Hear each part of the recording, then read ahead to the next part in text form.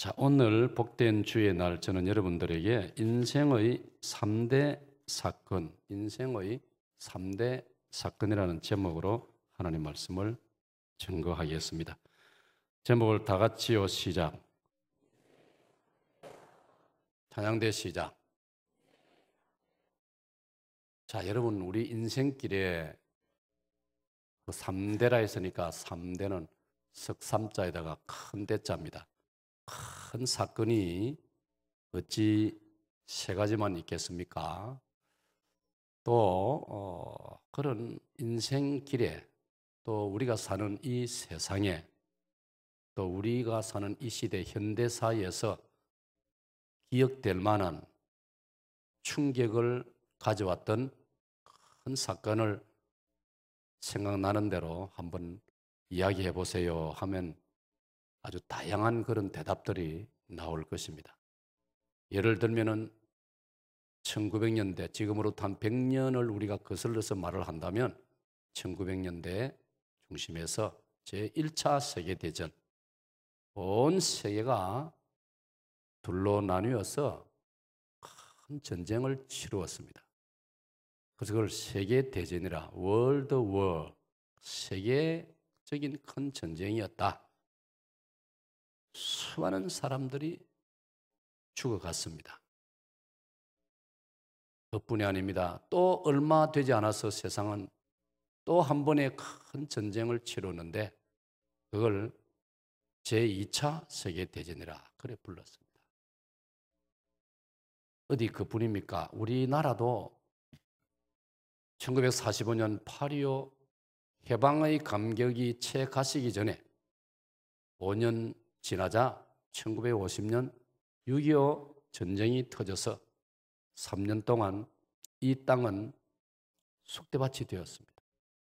수백만 명이 죽어갔으며 집과 건물과 우리로 말하면 예배당과 수많은 것이 파괴되고 오늘까지 우리는 남북으로 대치하고 있습니다. 또는 1969년 인류가 최초로 우주선을 타고 달나라에 착륙을 했습니다. 아폴로 11호 사건인데 지금처럼 매스컴이 발달해 있고 텔레비전이 모든 가정들에 있었다면 아마 정말 대단했을 것입니다. 그렇지 않았음에도 불구하고 아폴로 11호 우주선을 타고 암스트롱과 또 올드린과 콜린저라는 새 우주 비행사가 그 아폴로 11호를 타고 지구를 떠나가지고 저 멀고 먼 우리가 동화 속의 주인공으로 전설적인 그런 어떤 감정을 가지고 밤이 되면 바라보았던 저 달에 사람이 발을 디뎠다 이 말이에요. 그건 엄청난 사건이었습니다. 우리 조상들은 긴 세월 정월 대보름이 되면은 저 달을 쳐다보고 절을 하고 제사를 지내고 제물을 바쳤지 않습니까? 그런데 그 달 가보니 흙과 돌멩이로 이루어진 그런 곳이었고 그들은 그곳에 돌을 채취해서 왔습니다. 그리고 그곳에 미국 성조기 국기 깃발을 꽂았습니다. 엄청난 사건 아니겠습니까? 뿐만 아니라 여러분이 가정적으로 개인적으로도 지금까지 살아오면서 나름대로 잊을 수 없는 큰 사건들 혹은 사고 이런저런 사연들이 다 있습니다. 그런데 많은 사람들은 그런 것을 중요한 큰 사건이라고 생각을 하고 성경이 우리에게 말하고 있는 진정으로 중대한 사건을 잘 모르고 있습니다. 무관심하고 있습니다. 그것은 안타까운 일입니다. 우리가 이 세상에 사람으로 살아가고 있다면 지난주에 제가 설교하면서 강조했습니다. 사람이라는 것은 우리 눈으로 서로 우리가 쳐다보고 있는데 이 정도의 존재가 아니라는 것입니다. 사람은 하나님의 형상으로 지음받았다고 제가 강조했습니다. 이 성경의 말씀입니다. 받아봅시다. 하나님의 형상. 그 말씀은 우리 속에는 하나님의 성품이 들어있다는 것입니다. 그래서 사람은 소중한 것입니다. 남녀노소를 불문하고 사람이 소중한 것은, 사람을 함부로 대해서 안 되는 것은 사람의 속에는 하나님의 형상이 자리 잡고 있다라고 성경은 가르치고 있습니다. 그래서 한 사람이 천하보다 귀하다는 말씀까지 마가복음 8장 36절 이하에 가르치고 있습니다. 저는 그 말씀을 참 좋아합니다. 왜? 우리 성경이, 우리 기독교가, 아니 우리 예수님께서 우리 한 사람 한 사람을 이렇게 귀하게 생각하시고 존중해 주고 계신다는 사실이 얼마나 우리에게 위로가 됩니까, 여러분? 세상에서는 빈부 귀천을 기준으로 사람을 평가합니다. 원래는 똑같은 사람인데 빈부 귀천에 따라서 이 사람은 소중하고 저 사람은 별로 그렇지 않다, 이런 식으로 평가하고 점수를 매깁니다. 그건 어떤 면에서 아주 잘못된 일입니다. 성경은 우리 모든 사람은 한결같이 소중하다고 말씀하고 있습니다. 믿으시기 바랍니다. 이게 기독교가 가르치는 바고, 아니 성경이 가르치는 바입니다. 그래서 우리가 객관적으로 솔직하게 들여다보면은 성경만이 유일하게 인간의 소중함을 정확하게 가르치고 있습니다. 그런 때문에 저와 여러분이 조금 전에 세례받는 분들 서약 때도 제가 그 4가지 중에 한 가지 질문했는데, 성경은 우리가 어떻게 구원을 받는지에 대해서, 그리고 우리가 이 세상을 어떻게 살아가야 하는지에 대해서 정확무오하게 답을 해주고 있다. 이걸 믿습니까? 라고 물었습니다. 오늘 여러분도 이 겸해 한번 하시기 바랍니다. 성경이 구원과 우리 생활에 정확무오한 법칙임을 믿으십니까? 이걸 믿어야 됩니다. 이 질문에 아멘 하셔야 됩니다. 그래야 여러분을 기독교 신자라고 말할 수 있는 것입니다. 자, 우리가 기독교 신자라면은 성경이 가르치는 진정 중요한 3가지 사건을 알아야 됩니다. 이 사건을 우리가 요즘 이 단어를 많이 쓰고 있으니까 이벤트라고 하기도 하고 팩트라고 하기도 합니다. 성경이 말씀하고 가르치고 있는 사건 혹은 진실, 이벤트 또는 팩트, 그 3가지를 여러분이 오늘 주님의 십자가 고난의 절기에 다시 한번 정리해서 말씀을 나누고자 하는 것입니다. 우리는 성경 창세기부터 요한계시록까지 66권 아닙니까? 장수로 장수로 1189장입니다. 참으로 성경은 방대합니다. 누구도 이 성경을 간단히 어떻게 나는 다 성경을 통달했다, 섭렵했다, 그렇게 말할 수 없습니다. 기독교 역사 2000년이 지나가지만은 항상 성경 앞에 서면 우리는 작은 자가 되고, 성경은 너무나 엄청난 하나님의 말씀이 성경인 것입니다. 할렐루야. 그러니 우리가 이 성경을 어떻게 간단히 성경은 이렇다, 이런 것이다, 성경의 내용은 이렇다, 참 쉽게 말하기가 어렵습니다. 물론 성경 예수님에 의하면은 성경은 예수님을 이야기하는 것이다, 그렇게 가르치고 있죠.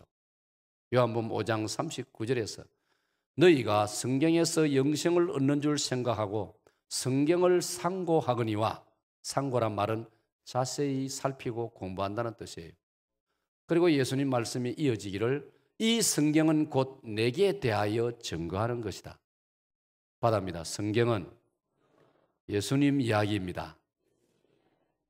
성경은 예수님을 보여주는 책이라 이 말이에요.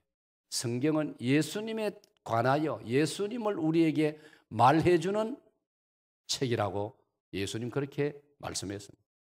그런데 오늘 저는 여러분들에게 이 성경이 우리에게 세 가지 중대한 사건을 말씀하고 있는데 그 세 가지를 이렇게 정리했습니다. 바다입니다. 창조, 타락, 구속. 자, 세 가지입니다. 여러분이 다시 한번 하세요. 시작. 찬양대 시작.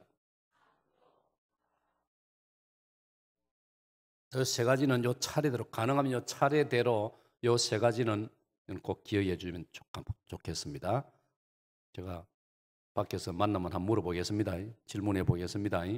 성경이 가르치는 중대한 사건 세 가지 중대한 사건이 무엇입니까? 물으면 답을 하세요. 뭐라고 답한다고요? 시작. 자, 그러면 첫째로 창조에 대해서 한번 살펴보겠습니다. 창조, 다 같이 합니다. 창조. 자, 창조, 말 그대로 창조란 말은 무에서 유를 만들어내는 것, 아무것도 없는 데서 존재를 만들어내는 것, 존재하게 하는 것, 이걸 창조라 합니다. 그런 때문에 원칙적으로 말하면 사람은 이 단어를 안 쓰는 게 맞습니다. 아, 내가 오늘 뭘 창조했다, 그건 맞지 않는 말입니다. 창조라는 단어는 하나님에게만 해당되는 단어인 줄로 믿습니다. 왜? 사람은 아무것도 없는 데서 뭘 할 수 없다 이 말이에요. 네? 여러분이 자녀를 낳았습니까? 내가 낳았다, 우리끼리 대화할 때는 표현을 쓸 수 있지만 엄격한 의미에서는 내가 낳은 것이 아니고 내가 얻었다고 합니다. 그렇죠? 그래서 덕남했습니다. 덕녀했습니다. 얻을 덕자를 쓰는 겁니다. 즉 하나님이 주셨다 이 말이에요. 자녀는 하나님이 여러분에게 주신 줄로 믿습니다. 시편 127편에 보면은 네 자식은 하나님이 주신 태의 열매요라고 해요. 하나님이 주셨다라고 했습니다. 그러므로 창조라는 단어는 하나님에게만 해당되는 단어인 것입니다. 하나님께서 우리 눈에 보이는 하늘과 땅과 바다와 천지를, 우주 만물을 주 하나님께서 창조하신 줄로 믿습니다. 이걸 믿어야 기독교 신자입니다. 왜냐하면 우리가 오늘도 신앙을 고백할 때 나는 전능하신 하나님 아버지를 믿습니다 라고 고백을 했습니다. 그 하나님 아버지는 천지를 창조하신 하나님이십니다 라고 고백을 했습니다. 그렇기 때문에 사랑하는 여러분, 우리 신앙이라는 것은 하나님이 창조주시라는 것을 믿는 것이 중요한 부분을 차지하는 것입니다. 하나님은 우주 만물을, 그리고 그 가운데 저와 여러분을, 우리 사람을, 인간을 창조하신 창조주, 조물주 하나님이심을 믿으시기를 축원합니다. 그 믿음을 고백해야 여러분이 하나님을 믿는다라고 할 수 있는 거예요. 나는 하나님 복 받고 살아간다, 그래서 난 하나님 믿는다, 그것도 참 좋은 믿음이지만 하나님이 창조주시라는 사실을 믿어야 되는 겁니다. 이건 제가 지난주일 여러분이 강조했기 때문에 기억이 날 것입니다. 더 많이 강조하지 않겠습니다. 제가 창세기 1장 26절 말씀을 인용하면서 하나님께서 오늘 우리가 우리의 모양대로 우리의 형상을 따라 사람을 만들고 우리가 이미 창조해 놓은 모든 만물을 그들이 가꾸게 하자라는 말씀을 드렸습니다. 그래서 우리가 다른 피조물로 존재하지 않고 하나님의 성품을 닮은 사람으로 태어나고 사람으로 살고 있기 때문에 우리는 이미 행복하다라고 말씀드렸습니다. 아멘. 아멘. 기억나시죠? 그래서 우리 이미 행복하단 말이에요. 받합시다. 우리는 이미 행복합니다.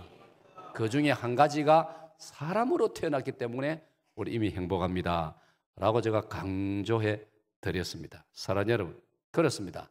하나님께서 이 우주 만물을 창조하셨어요. 이걸 생각하면 얼마나 놀라운지 모릅니다. 추운 겨울이 지나고요, 봄이 다가오니 여러분, 우리 마음에 설렘이 있지 않습니까? 기분이 좋지 않습니까? 공기가 벌써 바뀌었습니다. 따스함이 느껴집니다. 잎사귀들의 변화가 일어나고 있습니다. 이미 빨리 피는 꽃들은 피었습니다. 매화, 산수유, 목련. 지금 우리 예배당 마당에 붉은 목련이 활짝 피어 있습니다. 안 보았습니까? 밑만 쳐다보고 왔습니까?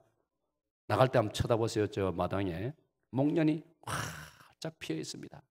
저는 제 모양실 문을 열고 밖에 나가면 그 이제 예배당 근처 갈 때 나무를 맺고 사과나무하고 무슨 그 살구나무인지 뭐 몇 개 과일이 심겨지는데 지금 보니까 꽃이 몇 송이 지금 피기 시작해요. 아마 다음 주말쯤 되면 박 목사님 전에 봤죠? 꽃이 가득 꽃으로 막 뒤덮이게 됩니다. 한 주말쯤 되면. 그 내가 몇 개가 지금 살짝 피어나고 있어. 내가 손으로 쓰다듬어 주었어요. 아이고, 지난 겨울에 수고했지. 얼마나 예쁜지 칭찬을 했단 말이에요. 여러분, 식물들도요, 뭔가 조금은 느낄 줄 알아요. 그렇죠? 그걸 우리가 알지 않습니까? 그런 걸 보면은 하나님의 창조의 그 오묘함, 신비함을 이루 말로 다 할 수 없어요. 그래서 저는 이 구절을 참 그래서 좋아하거든요. 뭐냐면 고린도전서 2장에 보면요, 이런 말씀이 기록되어 있습니다. 제가 한번 읽어보겠습니다. 고린도전서 2장 9절에 보면은 하나님이 자기를 사랑하는 자들을 위하여 예비하신 모든 것은 눈으로 보지 못하고 귀로 듣지 못하고 사람의 마음으로 생각하지도 못하였다. 여기 하나님이 자기를 사랑하는 자들을 위하여, 오늘 예수님을 믿는 저와 여러분을 위하여 예비해 놓으신 모든 것, 즉 우주 만물, 아름다운 꽃들, 과일들, 곡식들, 모든 걸 쳐다보면 도무지 우리는 그 신비로움을 표현을 할 수 없을 정도다, 그 뜻입니다. 고전 2장 9절의 말씀. 그래서 이거는 예수님을 믿고 신앙생활을 해야만 이런 감정이 살아나는 거예요. 이런 감수성이 눈을 뜨는 거예요. 우리 은혜를 받지 않으면 보아도 예사로 보는 거예요. 누가 그런 말 있죠. 뭐 연인끼리 큰 달을 쳐다보고 그 자매가 아이고 달이 왜 저렇게 밝죠? 하니까 보름달이 그렇지, 이렇게 답을 했다 하는데, 그 정도 가져오는 그 신비로운 광경을 그 정도로 묘사해서는 안 된단 말이에요. 사랑하는 여러분, 어떤 글을 제가 읽었는데요, 이번 주간에 마침 영국의 과학자 가운데 존 뉴턴이 있습니다. 만류 인력을 발견했다고 하는 그 존 뉴턴이라는 과학자가 어느 날 태양계 모형을 장만했어요. 태양계 모형, 태양을 중심으로 태양 주변에 많이 위치하고 있는 별들, 우리 지구도 그 별 중에 하나입니다. 여러분, 우리가 여기서 보면 밤하늘에 조그만 별들이 수없이 떠 있지 않습니까? 만약 그 별에서 바라보면 우리 지구도 그와 똑같은 별이라 이 말이에요. 맞죠? 몰랐습니까? 그러고 보니까 얼마나 신비하지 않습니까? 우리가 여기서 밤하늘의 별 하나를 쳐다보면 얼마나 작아 보이고 빛이 조금 나고 있지 않습니까? 거기서 우리를 바라보면 지구도 그와 비슷하다 이 말이에요. 여기에 그 별, 지구 별에 저와 여러분이 살고 있다 이 말이에요. 이거 얼마나 신비로운 일입니까? 신기하지 않습니까? 여러분 중에 전혀 신기하지 않는 분이 좀 보이는데, 이럴 때는 신기한 듯 해야 됩니다. 이런 표정을. 정말 신기하구나. 살아간다고 바빠서 그런 생각을 안 해봤는데, 저쪽 별에서 지구를 쳐다보면 역시 우리도 조그만 별에 불과한데 여기에 70억 인류가 살고 있구나. 그리고 살고 있는데 내가 옆으로 튕글려 나가지도 않고 그냥 떳떳이 걸어가고 내가 잠도 자고 살고 있구나. 이게 만류 인력 아닙니까? 하나님이 그렇게 만드시는데 이걸 생각하면 신기하기 짝이 없다 이 말이에요. 여러분 가운데 아이고 목사님, 나는 막 골치 아프게 그런 생각 필요 없어요. 막 밥만 먹고 잠만 자고 나는 살겠습니다. 그리 하세요. 대한민국은 자유의 나라입니다. 그러나 그래만 살면 재미가 없어요. 하나님이 우리에게 생각하는 능력을 주셨고, 우리에게 감정을 주셨고, 우리에게 이 감정을 표현하도록 해주셨기 때문에 창세기 1장을 읽으면 하나님께서도 천지를 창조해 놓으시고 하나님 보시기에 좋았더라. 할렐루야.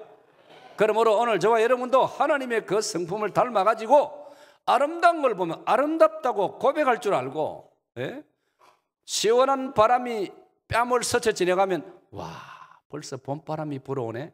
이제는 어제 우리가 논산훈련소 갔다 오면서 차 창문을 열어도 옛날에는 춥다 겨울 되면 춥다고 문 닫으라고 바쁜데 지금은 시원한 바람이 들어오는데 얼마나 좋은지요. 할렐루야. 이게 창조입니다. 그래서 이 뉴턴이 태양계를 이제 자기가 모형을 구입을 했어요. 그래서 자기 이제 연구하는 책상 위에 탁 얹어 놓으니까 쳐다보면 신기하거든요. 이야, 태양이 있고 태양 주변에 지구도 있고 달도 있고 금성, 수성, 화성, 목성, 천왕성, 명왕성 막 이야, 신기하다. 그런데 사실은 더 많은 셀 수 없는 별들이 하늘에 깔려 있는데 너무 신기해. 쳐다볼 적마다 저는 지도를 쳐다보면서 한 번씩 우리나라 지도, 세계 지도를 보면서 제가 감동을 받아요. 뭐냐면 어떻게 이렇게 지도를 만들었을까?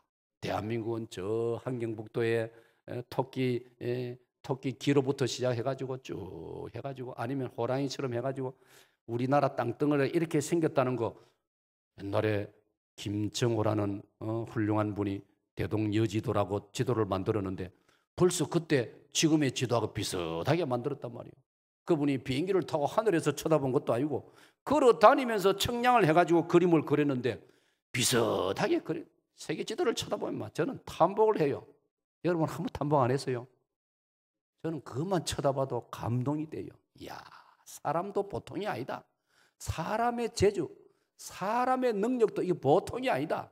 어떻게 비행기도 안 타고 비행기도 생기기 전에 과학자들이 배를 타고 다니면서 세계 지도를 거의 완성을 했다 이 말이에요. 예? 영국 대영 박물관에 가보니까 세계 지도가 발달한 그 연도대로 쫙 그려놨는데 처음에는 좀 뭐 이상하게 그려놨는데 점점 갈수록 윤곽이 잡혀가지고 지금부터 한 100년, 150년 전에는 거의 지금 청량한 것처럼 참 신기하기 짝이 없어요. 사랑 여러분, 우리가 하나님의 창조에 대해서 관심을 가지기 시작하면 창조 세계만 쳐다봐도 주인이 계시고 만드신 분이 계시는 줄로 믿어진다 이 말이에요. 할렐루야. 그래서 우리가 전도 설교할 때 하나님을 느낄 수 있는 방법이 무엇입니까를 설교할 때 첫 번째, 만물을 바라보면 하나님이 계신다는 걸 사람이라면 느낄 수 있습니다. 그걸 강조하거든요. 그렇게 이제 이 과학자 뉴턴이 태양 모형계를 정말 잘 만들어 가지고 그걸 구입을 해놓고 보니까 얼마나 신기하고 기분이 좋은지. 그때만 해도 그런 걸 구하려면 돈이 많이 들고 귀하던 시대니까요. 그래 동료 과학자가 소문을 듣고 찾아왔어요. 뉴턴이 태양계 모형을 구입해 가지고 자기 연구실에 비치를 해놨다 소식이 들려가. 와서 보니까 진짜 자기 예상보다도 너무나 더 멋있고 신비해가지고 요리 살피고 저리 살피고 한참 자기 감동을 하더니 주인 뉴턴 보고 묻는 거예요. 보시기에 친구, 이걸 누가 만들었을까? 이거 만드는 그 설계자, 디자인한 사람, 그리고 실제로 만든 사람 누군지 난 좀 알려주게. 나도 돈 좀 모아가지고 이거 하나 부탁해서 만들어 달라 해야 되겠다. 얼마나 그 적극적인지. 그런데 여러분 뉴턴이 그 친구에게 이렇게 대답을 했다는 그걸 제가 여러분 말씀 드리려고 하는 거 들어보세요. 뉴턴이 이렇게 말합니다. 그 친구 보고, 보시기에 친구, 자네는 이 모형도를 보고 감동을 받아가지고 누가 이걸 처음에 설계를 했는지, 그리고 실제로 손으로 누가 이걸 만들었는지 그 주인공을 알고 싶어서 야단인데, 너도 나도 과학자인데 우리가 알지 않느냐? 실제로 태양계는 우리가 상상도 할 수 없는 어마어마한 세계가 아니냐. 그런데 자네는 실제 태양계를 만든 분이 누군지에 대해서는 한 번도 나한테 관심을 안 보이고 물어보지도 않고 이것 보고 관심을 가지느냐. 그런 답을 하는 그런 내용의 글이었어요. 저는 그거를 읽으면서 야, 진짜 멋진 어떤 질문이고 느낌이었다. 그런 소감을 가졌습니다. 여러분 그렇지 않습니까? 우리는 살아가면서 사람이 만든 하나님이 주신 원재료를, 하나님 주신 재료를 가지고, 돌을 가지고, 나무를 가지고, 이런저런 지하 자원을 가지고, 아니면 흙을 가지고 아름다운 건물을 만들고 좋은 예술작품을 만들어 놓으면, 전시를 해놓으면 그거 좋다고, 박물관에, 미술관에, 루블 박물관에, 대형 박물관, 영국 런던에, 또 워싱턴 DC의 스미소니언 박물관 이런 데 가가지고 탐복을 합니다. 이야, 이런 게 다 있나? 이야, 잘 만들었네. 그런데 우리는 하나님의 원창조에 대해서 느낄 줄도 모르고 감탄할 줄도 모르고 그 하나님을 찬양할 줄도 모른다면 이거 얼마나 답답한 노릇이냐 이 말이에요. 원창조주이신 하나님을 찬양하시기를 축원합니다. 그러면 우리가 사람이, 기술자들이 뭘 만들어 놓은 거, 좋은 거, 자동차, 요즘 자동차 얼마나 멋집니까? 저는 지금도 자동차만 쳐다봐도 저는 은혜를 받아요. 무슨 말이냐? 어쩌면 이런 걸 다 만들까? 배를 쳐다보면 감탄을 하고 저 은혜 받습니다. 어쩌면 쇳덩어리가 물에 가라앉지도 않을까? 비행기를 쳐다보면 어쩌면 저 쇳덩어리가 공중에 날아다닐까? 그런 말 했죠. 온 세상에 김철봉 같은 사람만 있으면 여러분 지금도 걸어 다녀야 됩니다. 자동차가 없습니다. 그런데 하나님께서 어떤 사람에게는 희한한 기술을 주셔가지고 보면 신기하지 않습니까? 그런데 그걸 무엇 가지고 만들었느냐? 하나님이 주신 원재료들을 가지고 만들었다 이 말이에요. 할렐루야. 하나님이 주시지 않으면 만들 수 없는 거예요. 그 다음에 아니 그걸 만드는 기술자인 우리 자체, 사람 자체도 하나님께서 창세기 2장 7절에 하나님께서 어느 날 흙으로 사람을 빚으시고 그 사람의 코에 생기를 불어넣으시니 살아있는 사람이 된지라. 할렐루야. 여러분 종이 얼마나 좋습니까? 제가 부흥회 다녀보니까요, 사익동교회 우리 교회만큼 이 종이 예쁜 종이 없어요. 진짜예요. 어떤 교회 가면 그냥 그 조금 스테인리스 그런 종이 대부분이고, 우리 종 보십시오. 내가 아무리 봐도 예뻐요. 요래 봐도 예쁘고 저리 봐도 예쁘고 색상도 예쁘고 소리도 얼마나 소리도 부드러운지. 이걸 만드는 기술자, 저는 탐본, 이야 어쩌면 이렇게 다 만들어낼까? 그런데 한 번 더 생각하면 저 아름다운 꽃, 저 아름다운 풀, 화분, 저 아름다운 산들, 저 산의 수많은 초목들, 아까 말씀드린 대로 봄이 되면 어김없이 피어나는 봄꽃들, 여름이 되면 어김없이 우거지는 숲, 곡식, 과일나무, 이런 걸 생각하면 우리가 이 방대하고 신비로운 너무나 세밀하고 놀라운 이 창조를 바라보면서 창조주 하나님을 생각하게 된다, 그런 말씀입니다. 할렐루야. 여기에 대해서 저는 여러분에게 꼭 알려드리고 싶은 성경 본문이, 창조에 대해서 성경 전체가 창조를 계속 이야기하지만 제가 정말 여러분에게 소개해드리고 싶은 본문이 있어요. 두 곳을 말씀드리겠는데 다 같이 읽겠습니다. 자막에 뜰 겁니다. 첫째로 시편 8편의 말씀인데, 자 계속 나올 겁니다. 8편 전체인데 읽어보겠습니다. 시작. 여호와 우리 주여, 주의 이름이 온 땅에 어찌 그리 아름다운지요. 주의 영광이 하늘을 덮었나이다. 주의 대적으로 말미암아 어린아이들과 젖먹이들의 입으로 권능을 세우시며 이는 원수들과 보복자들을 잠잠하게 하려 하심이니이다. 주의 손가락으로 만드신 주의 하늘과 주께서 베풀어 두신 달과 별들을 내가 보니 사람이 무엇이기에 주께서 그를 생각하시며 인자가 무엇이기에 주께서 그를 돌보시나이까? 그를 하나님보다 조금 못하게 하시고 영화와 존귀로 관을 씌우셨나이다. 주의 손으로 만드신 것을 다스리게 하시고 만물을 그의 발 아래 두셨으니 곧 모든 소와 양과 들짐승이며 공중의 새와 바다의 물고기와 바닷길에 다니는 것이니이다. 여호와 우리 주여, 주의 이름이 온 땅에 어찌 그리 아름다운지요. 할렐루야. 이 시편 8편 여러분 기억에 놓으시고 가끔씩 읽으세요. 그러면 마음에 설렘이 오고 감동이 오고 감격이 오고 저절로 찬송이 나옵니다. 시편 8편의 내용이 뭐냐? 첫째는 하나님이 우리를 하나님 닮은 사람으로 만들었다 이 말이에요. 아까 읽었죠? 하나님보다 조금 못하게 하시고 우리를 하나님 너무 잘 만들어 버리면 하나님 앞에 무리하게 대들고 이란단 말이에요. 그러니까 하나님보다 조금 못한 존재로 사람을 만드시고 그 다음에 만물을 우리의 발 아래 두셨나이다. 곧 소와 양과 들짐승이며 무슨 말입니까? 모든 만물은 사람을 두려워하도록 만들었다 이 말이에요. 할렐루야. 호랑이가 무섭습니까? 사자가 무섭습니까? 솔직히 말하세요. 무섭죠? 왜 무서운지 압니까? 우리가 에덴 동산에서 우리 조상이 범죄했기 때문입니다. 죄를 지으면 두려움이 찾아오는 거예요.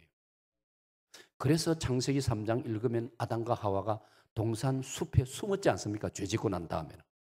그리고 우리가 범죄하고 나니까 사자, 호랑이, 늑대, 표범이 무섭게 느껴지는 거예요. 그래 정말 하나님을 의지하고 우리가 담대하면요 호랑이가 우리를 겁냅니다. 맞습니까? 시럽을 안 해서 모르겠습니까? 이거는 사실입니다. 우리가 하나님을 의지하고 진짜 담대해지면요 호랑이가 사자가 우리를 겁내서 도망갑니다. 오늘 시편 8편이 그랬습니다. 모든 소와 양과 들짐승을 우리 발 아래 두셨나이다. 할렐루야. 우리가 그런 존재란 말이에요. 그래서 시편 8편은 결론이 뭡니까? 9절입니다. 다시 시작. 여호와 우리 주여, 주의 이름이 온 땅에 어찌 그리 아름다운지요. 할렐루야. 창조의 신앙을 가진 그리스도인은 이 고백을 노래하게 된다 이 말이에요. 한 군데 더 보겠습니다. 시편 104편입니다. 자, 시편 104편은 우리 찬양대가 한번 읽어주세요. 시작.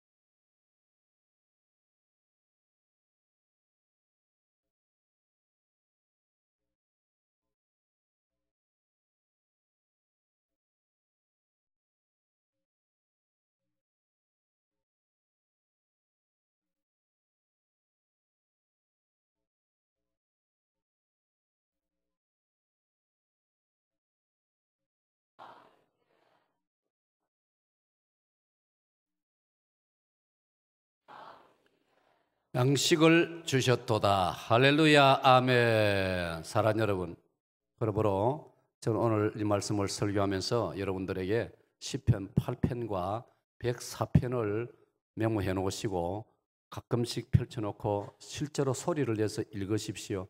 여러분에게 창조 신앙이 분명하게 자리 잡을 줄로 믿습니다. 이 104편에서 가르치는 핵심이 뭐냐면 하나님께서 바다와 육지의 경계를 정하셨다는 것입니다. 사랑하는 여러분, 저 수영 앞바다, 광안리 앞바다 해운대 앞바다에 바닷물이 하나님이 창조의 질서를 세워놨기 때문에 일정한 경계선 이상 넘쳐오지 않는다 이 말이에요. 그게 만약 무질서하게 막 밀어붙이면 저 바닷물이요 수영마을을 덮고 연산동을 망미동을 덮고 연산동을 덮고 그 대리를 덮고 그 다음에 어디로 올까요? 사직동으로 막 밀고 들어오면 어떻게 할 것입니까? 저거는 막을 수가 없어요. 그런데 하나님께서 경계를 정해주신 줄로 믿습니다. 사도행전 17장 보면요 나라의 경계도 하나님이 정해놓으셨다. 그러므로 독도는 하나님께서 대한민국 땅으로 옛날부터 정해놓은 줄로 믿습니다. 누구도 손대면 가만 안 둘 겁니다. 그렇죠? 사랑하는 여러분, 그 다음에 보십시오. 하나님께서 이 모든 이 산들에 물을 주셔가지고 산들에 나무가 잘 자라고 그 나무 가지에 새들이 깃들인다고 했습니다. 저는 이 시편 104편에서 하나님께서 산에 물을 주신다는 그 말씀에 얼마나 은혜를 받는지 모릅니다. 하나님이 산에 물을 주신다. 부산 시민 다 동원해도 산에 물 주라 하면은 전부 다 데모하고 예단할 겁니다. 나는 막 죽었으면 죽었지 더 이상 못하겠습니다. 금정산 꼭대기에 물 짊어지고 올라가라 해보이소. 백양산 꼭대기에 저쪽에 또 영도 고갈산 꼭대기에 저 맞은편에 황령산 꼭대기에 짐지고 물지고 올라가라 물 주라 나무마다 어떻게 하겠습니까? 하나님께서 하룻밤 사이 우리가 잠자는 사이에 비를 내리시사 산들에 나무들에 물을 주시는 줄로 믿습니다. 그러니 그 나무 가지들 자라니까 거기 잎사귀가 생기니까 새들이 와서 깃들인다 이 말이에요. 그리고 저기 보세요. 저기 보세요. 저 얼마나 놀라운 말씀. 14절 한 편, 14절. 14절에 보면 어떤 말씀이 있느냐? 하나님께서 짐승들에게는 풀을 주시고 사람에게는 채소를 주신다. 저는 그 말씀이 너무나 감동적이에요. 짐승에게는 풀을 주십니다. 우리 눈에 비슷해 보이도요, 풀은 우리가 못 먹습니다. 사람은 채소를 먹습니다. 할렐루야. 그러니까 하나님께서 짐승들에게는 풀을 주시고 우리에게는 채소를 주시고 얼마나 놀라운 창조의 진리입니까? 놀라운 창조의 세계를 바라보면서 창조주 하나님을 느끼고 창조주 하나님을 발견하고 창조주 하나님을 찬양하는 저와 여러분 되시기를 축원합니다. 그런데 이 아름다운 우리 인간이 이 아름다운 지구 땅덩어리가 아까 말씀드린 대로 조상 아담이 범죄함으로 말미암아 타락하게 되어버렸습니다. 바다입니다. 타락이란 말은 참 골치 아픈 용어입니다. 여러분, 오늘 사회가 타락하면 위험합니다. 타락이란 말을 다른 말로 조금 부드러운 말로 표현하면 부패라는 말입니다. 부패, 부정부패. 우리도 한때 우리 사회가 부정부패 때문에 부정선거 때문에 사회가 부패하고 사람 마음이 부패해가지고 우리나라가 위기를 만났을 때도 있었습니다. 사랑하는 여러분, 부패란 말을 또 쉽게 다른 말로 표현하면 썩었다는 말입니다. 여러분, 성경은 우리 인간이 타락한 것을 두 번째 큰 사건으로 말하고 있습니다. 하나님이 창조하신 그 아름다운 아담과 하와도 하나님이 창조해 놓았을 때는 하나님 보시기에 심히 좋았더라고 하나님이 기뻐하시는데 이 인간 조상 아담과 하와는 로마서 5장을 보면 하나님을 선택하지 않고 마귀를 선택하고 말씀대로 살기를 선택하지 않고 욕심을 따라서 악을 선택했습니다. 받합시다. 선택은 나의 몫입니다. 얼마나 많은 경우 우리는 자기가 선택해놓고 그래서 선택한 대로 자기가 행동해놓고 하나님을 원망하고 사람을 원망하는 경우가 얼마나 많습니까? 그것도 조상을 닮아서 그래요. 창세기 3장 아담이 범죄했습니다. 하나님이 찾아오셨습니다. 아담아, 네가 왜 검한 실과를 먹었느냐? 아담 답변이 뭡니까? 하나님께서 만들어 저에게 주신 저 여자가 먹으라 해서 먹었습니다. 그럴 때 그 아담을 뭐라 말해야 되면 쪼다 같은 남자다 이 말이에요. 남자고 가장이라면 당당하게 책임을 져야죠. 하나님 죄송합니다. 제 아내 하와를 나무랄 것도 없고 저 배로 기어다니는 뱀을 나무랄 것도 없고 제 잘못입니다. 받아입니다. 제 잘못입니다. 참 죄송합니다. 제가 말입니다. 이래봬도 검사한테 2번이나 불려갔어요. 한 번은 서울서 목회할 때 우리 예배당 사진이 찍혀가지고 항공 촬영해가지고 위반으로 출두 명령을 받았어요. 위반 그거는 장로님들하고 자기들이 나의 말 안 듣고 해놓고 불려가기는 내가 불려갔어요. 내가 교회 뭐 대표니까. 아이고 진짜 쭈글스럽더라고요. 내보다 나이도 적은 검사한테 불려갔어요. 서울 동부지청. 사진을 딱 검사 가지고 있다가 내가 가니까 또 사진을 보여주면서 목사님 건축법 위반입니다. 보니까 주차장으로 만들어 놓은 것을 아니 식당으로 만들어 놓은 것을 주차장으로 쓴 거예요. 그래 하지 말라 해도 장로님들이 괜찮다고 고집을 피워가지고 위반하더니 불려가기는 내가 불려갔네. 진짜 쭈글스럽더라고요. 내가 대한독립 운동을 하다가 붙잡혀가면 그거 저 보람이 있을 낀데 담임 목사가 그래 교회 식당을 주차장으로 쓰다가 사진 찍히가 불려갔으니 얼마나 창피스럽습니까? 그래서 제가 어쩐지 압니까? 무조건 내가 사과했습니다. 다른 말 한마디도 안 했습니다. 아이고 죄송합니다. 이런 일로 피해를 끼쳐서 죄송합니다. 그러니까 목사님 가서 원상대로 고치소. 알겠습니다. 고치겠습니다. 그랬습니다. 여러분 무조건 잘못했다 하면 되는 거예요. 네? 두 번째는 사육동교회가 또 불려갔어요. 이게 또 오라고 출두 명령이 생겼어요. 왔어요. 그래 가보니까 이제 알고 갔죠. 왜 부르는지. 부산 우리 성도 보건병원 문제로 시끄러웠는데 한때 그죠? 15년 전에 시끄러웠어요. 제가 부임해서 얼마 안 됐을 때. 그때 이런저런 사연으로 아이고 병원이 맨날 이렇게 시끄러울 밖에야 막 이 병원을 우리 총에서 운영하지 말고 막 기독교인들 가운데 막 돈 있는 개인에게 막 넘겨가지고 그들로 하게 하자. 우리 젊은 목사들이 저하고 옆에 안용호 목사하고 저 구포의 이승구 목사하고 막 우리 젊은 목사들이 그 당시는 젊었다 아닙니까? 지금이야. 지금도 젊었지만 그때는 더 젊었다 아닙니까? 그래 그걸 주장했거든요. 주장하니까 또 다른 측에서 말이지 이거는 이 병원에 상당히 불리하게 만드는 그런 걸 했다면서 뭐 또 하여튼 우리 이름을 거명을 해가지고 그 뭐 하여튼 복잡한 문제 속에 있는. 그러니까 그때 그걸 주장한 젊은 목사들 대표로 또 저를 부르지 않습니까? 불려갔어요. 또 내가 가서 뭐라 했겠습니까? 나는 철학이 있어요. 죄송합니다. 우리 교회 일로 이렇게 이 소란스럽게 해서 정말 죄송합니다. 죄송하다 하니까 아무 소리 안 하더라고요. 또 그리고 오히려 돌아가는 택시비까지 주더라고요. 그래 안 받으려고 하니까 아닙니다. 목사님 규정이 있습니다 하면서 왕복 택시비 주더라고요. 그래 왔는데 참 그렇습니다. 사랑하는 여러분. 아담도 그랬으면 될 낀데 하나님이 만들어 내게 주신 저 여자가 먹으라 해서 먹었습니다. 진짜 쪼다 아닙니까 여러분?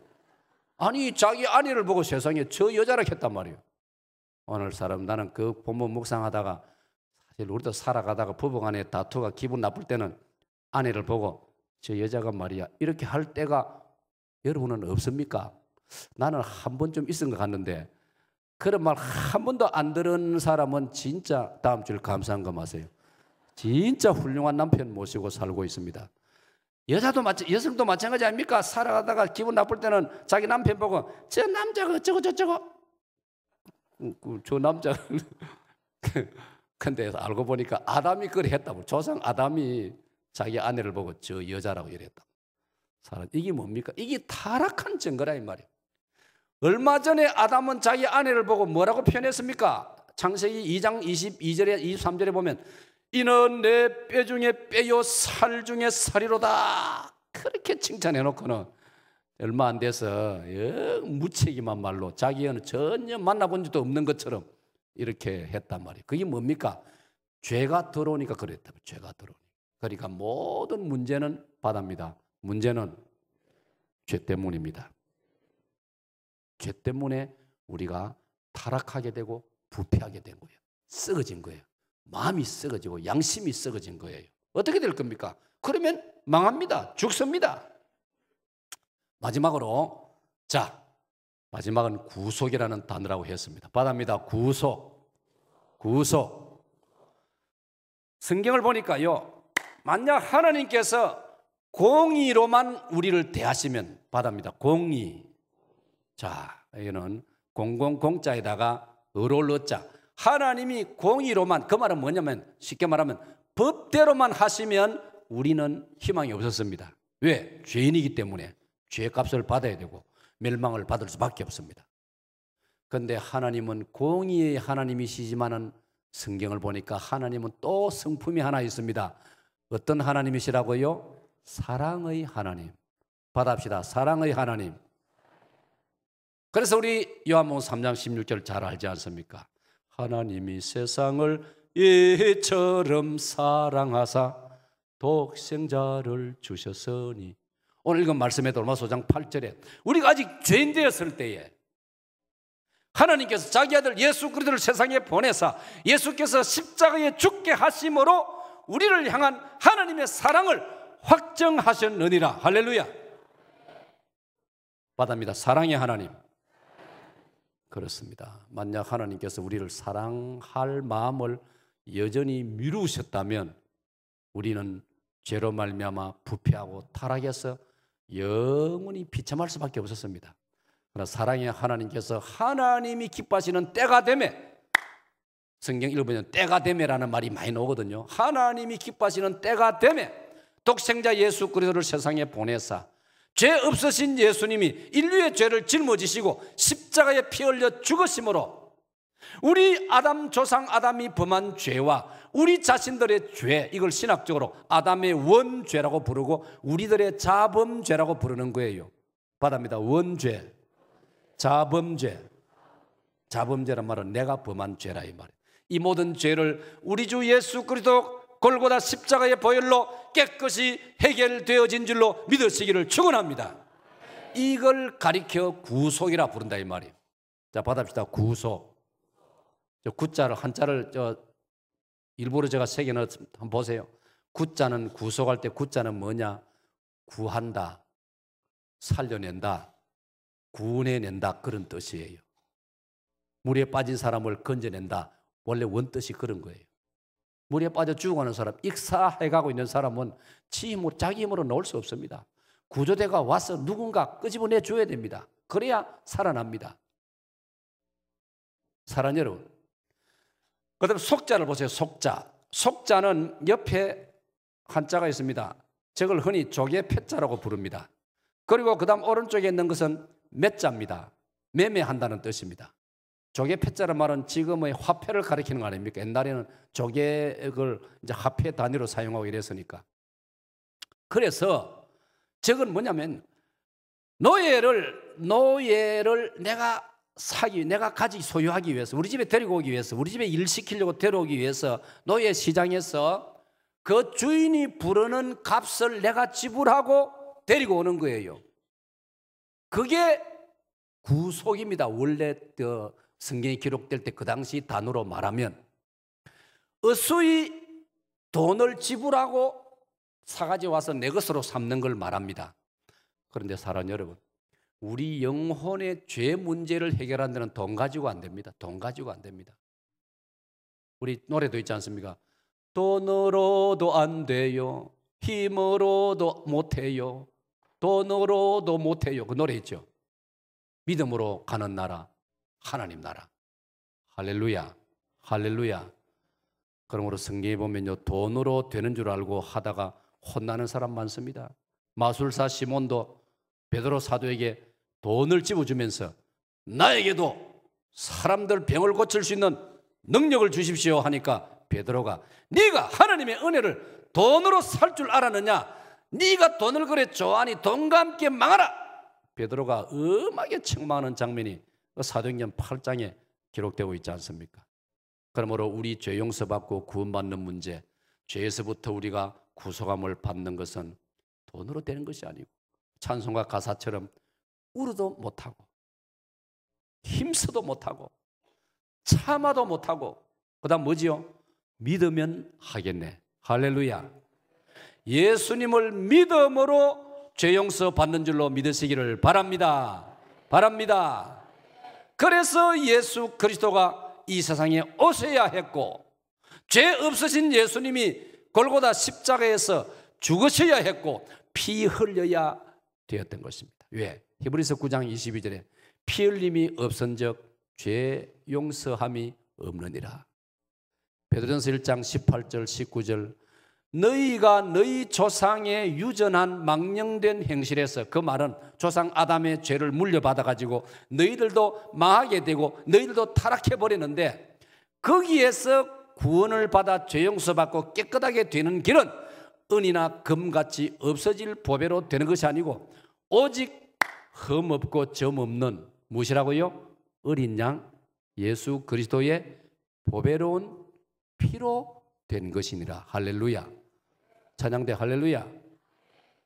은이나 금같이 없어질 보배로 되는 것이 아니고 오직 흠없고 점없는 어린 양 예수 그리스도의 보배로운 피로서 우리의 조상의 망령된 아담의 원죄, 우리 자신의 자범죄, 이 문제가 예수 그리스도의 보배로운 피로서 해결되는 줄로 믿으시기를 축원합니다. 그 예수님을 나의 구주로 받아들이고 그 예수님을 향하여 주여 나를 위해 십자가에 죽으심을 믿습니다, 나를 위해 십자가 피 흘려 죽어주심을 감사옵나이다 믿음으로 고백할 때 하나님은 우리의 죄를 깨끗이 용서해 주시는 줄로 믿으시기를 축원합니다. 이것을 가리켜 받합니다. 구속. 발음을 구속이라고 하죠. 구속이라고 하면 붙잡혀가는 걸 구속이라고 합니다. 구속이라고 발음을 그래요. 자, 오늘 저는 여러분에게 중대한 우리 인생의 3대 사건을 성경을 통해 말씀드렸습니다. 복습합니다. 3가지 시작. 할렐루야.